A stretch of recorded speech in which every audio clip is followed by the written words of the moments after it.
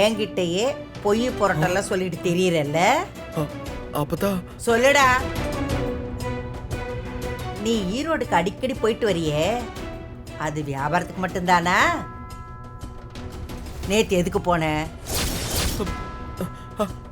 அதான் சொன்னனே அப்பதா, குடோன் எரிஞ்சிடுச்சேன்னு. எனக்கு காதெல்லாம் சின்ன வயசுலயே குத்தியாச்சு. உண்மையை சொல்லு, ஈரோட்ல என்ன நடந்துச்சு? எதுக்கு நீ அடிக்கடி அங்க போற? அது வந்து அப்பதா சொல்லுங்கறல.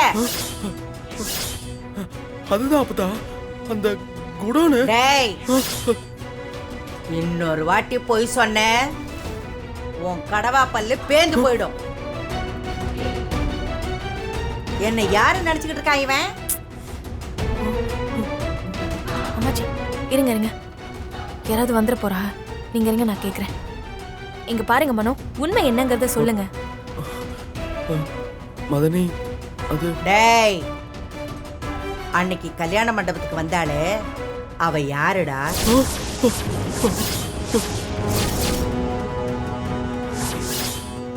நீதான் அவ புருஷன்னு சொல்லி அன்னைக்கு கல்யாணத்தையும் நிறுத்த பார்த்தா. நாங்க தான் அவளை ரூம்குள்ள தள்ளி கதவை பூட்டினோம். இல்லன்னு வச்சுக்க, அன்னைக்கே எல்லா உண்மையும் வெளியே வந்திருக்கும்.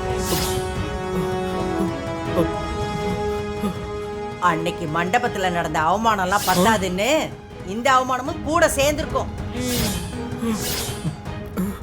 இத்தனை நாள் நீயே சொல்லுவேன்னு பார்த்தேன். நீ சொல்ற மாதிரியே தெரியலையே. அத நானே கேக்குறேன், ஒழுங்கா உண்மையை சொல்லிடு. அது அப்பதா,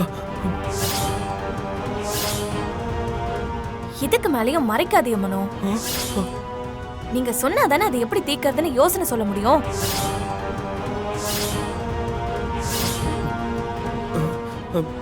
இப்ப சொல்ல போறியா இல்லையா? அவளை நீ கல்யாணம் பண்ணிருக்கியா? உங்களுக்கு குழந்தை வேற இருக்குன்னு சொல்றா. எங்களை எல்லாம் ஏமாத்திட்டு இப்படி ஒரு வேலையை பார்த்துக்கிட்டு இருக்கியா? அப்பதா சத்தியமா இல்ல அப்பதா, அவ ஒரு சைக்கோ அப்பதா. இங்க பாருங்க, அவ சைக்கோவா சைக்கோ இல்லையாங்கிறதெல்லாம் அப்புறம் பாத்துக்கலாம். அவ உங்களுக்கு பொண்டாட்டியா இல்லையா அத முதல்ல சொல்லுங்க. ஐயோ சொல்லுடா. ஐயோ, அவளுக்கு நீ தாலி கட்டிருக்கியா? அவளோட சேர்ந்து குழந்தையும் பெற்றிருக்கியா? ஐயோ அப்பதா இல்ல அப்பதா.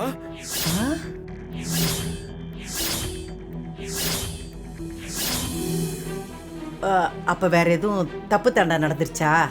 ஐயோ அப்பதா சத்தியமா இல்ல அப்பதா. என்ன அப்பதா அப்படி எல்லாம் கேக்குறீங்க? தாலியும் கட்டலன்னு சொல்ற, தப்பும் பண்ணலன்னு சொல்ற. அவ எந்த துணிச்சல்லடா அவ மண்டபத்துல வந்து உன் பொண்டாட்டின்னு சொன்னா? ஷோ அப்பதா, அவ எப்படியாவது என்ன கல்யாணம் பண்ணிக்கணும்னு நினைக்கிறா அப்பதா.